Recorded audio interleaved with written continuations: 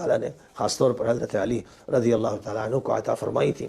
تو بہرحال آپ یوں کہیے کہ شام کی جو مرکزی فتح تھی وہ حضرت عمر رضی اللہ تعالیٰ عنہ کے سن 16 ہجری میں بیت المقدس جانے کی وجہ سے ہوئی، اور اس کے بعد پھر فتوحات ہوتی رہی۔ تو شام کی سرزمین مبارک تھی اور ہے اور رہے گی، سرزمین مبارک تھی، لیکن اسی کے ساتھ ساتھ شام کی سرزمین بلاؤں کی، آفتوں کی، مظالم کی، مذابح کی اور طرح طرح کی انارکیوں کی زمین ہے۔ انبیاء کرام وہاں پر مبعوث ہوتے رہے، انبیاء کرام حاضر بھی ہوتے رہے، حضرت ابراہیم کا بھی تعلق، حضرت اسحاق کا تعلق، حضرت یعقوب کا تعلق، حضرت یوسف کا تعلق، اخیر دور میں حضرت موسیٰ کا تعلق، یہ سارے تعلق۔ لیکن اسی کے ساتھ ساتھ دیکھیے یہی سرزمین ہے جس نے حضرت عیسیٰ کو شہید کیا، حضرت یحییٰ کو شہید کیا، یہی وہ سرزمین ہے جس میں حضرت زکریا کو شہید کیا گیا، یہی وہ سرزمین ہے جس میں دیگر انبیاء کو قتل کیا گیا، یہی وہ سرزمین ہے جہاں حضرت عیسیٰ کو سولی دینے کی کوشش کی گئی۔ تو آپ سوچئے، صرف اگر یہ ظاہر سامنے رکھا جائے تو بڑی منحوس سرزمین ہے، بڑی نامبارک سرزمین ہے۔ اگر اللہ اس کو مبارک نہ کہتا کسی خاص خطے کو تو تاریخ تو یہی لکھی جاتی کہ بہت ہی منحوس اور بڑی بدبختی والی سرزمین ہے جہاں انبیاء کو قتل کرتے رہے انہی کے لوگ۔ بنو اسرائیل کا خاص طور پر قرآن پاک میں ذکر ہے کہ وہ نبیوں کے قاتل رہے، حضرت زکریا کے وہی قاتل ہے، حضرت یحییٰ کے وہی قاتل ہے، حضرت عیسیٰ کو وہی قتل کرنا چاہتے تھے۔ تو اور یہی وہ سرزمین ہے جس سرزمین سے وہ باغی، وہ جہنم کے دائی اٹھے تھے جنہوں نے حضور پاک علیہ الصلوۃ والسلام کے نور نظر اور لخت جگر اور محبوب، سب سے بڑے محبوب اور عزیز علی ابن ابی طالب وقت خلیفہ راشد کے خلاف تلواریں اٹھائیں، نیزے اٹھائے، بالے اٹھائے، تیریں چلائیں، زخمی کیا سینکڑوں صحابہ کو، ہزاروں تابعین کو، ان کے خون سے صفین کی سرزمین کو لال کر دیا۔ اسی شام سے اٹھے تھے یہ، اور یہی وہ شام تھا جہاں بیٹھ کر ملعون یزید نے مدینہ منورہ کی عزت کو رون ڈالا، مسجد نبوی کی بے حرمتی کی، نبی پاک کی بے حرمتی کی۔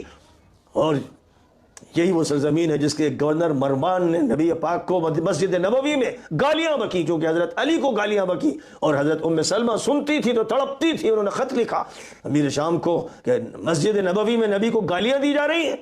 تو وہاں سے سوال کیا گیا نبی کو کون گالی دے رہا ہے؟ تو حضرت ام سلمہ نے کہا کہ مجھ سے خود نبی نے فرمایا کہ من سب علی فقط سبنی، جو علی کو گالی دیتا ہے مجھے گالی دیتا ہے، علی اور میں برابر ہوں۔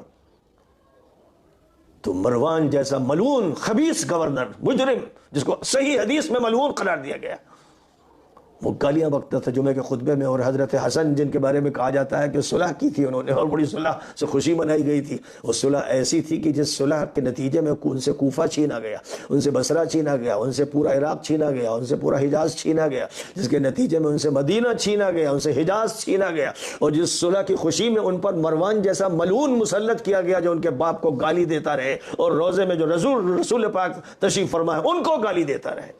یہ صلح تھی۔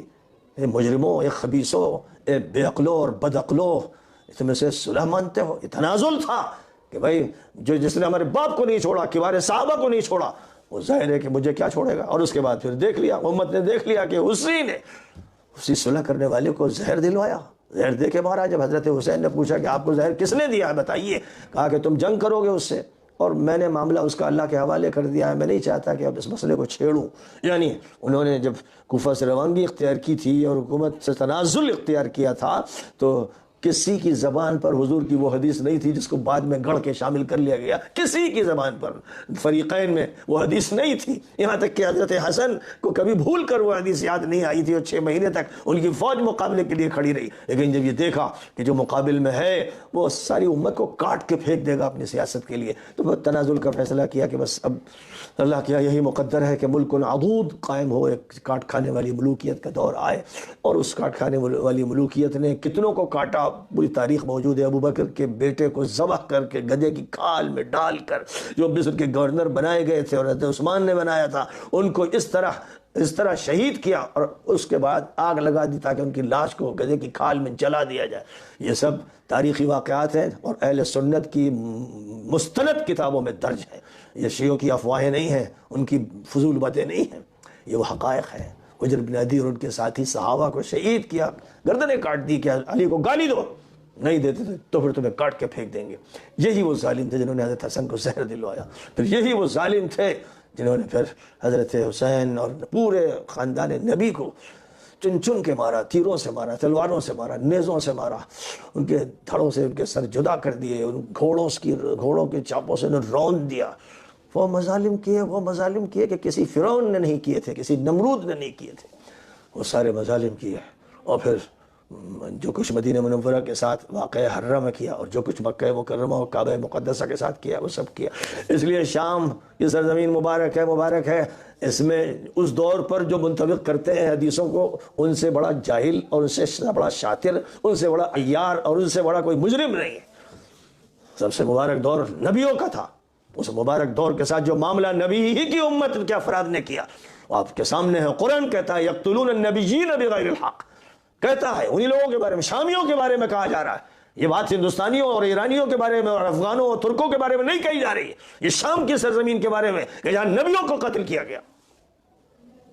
اور پھر میں نے بتایا کہ اسلام آیا اور خلافت راشدہ کا اختتام ہوا تو ملک عدوز کا وہ دور شروع ہوا کہ پھر جہاں ذبیحہ صحابہ کا شروع ہوا، تابعین کا شروع ہوا، اور اہل بیت نبوت کو چن چن کر ختم کیا گیا۔ اور پھر یہی کام ہوتا رہا کہ جب حضرت زید بن علی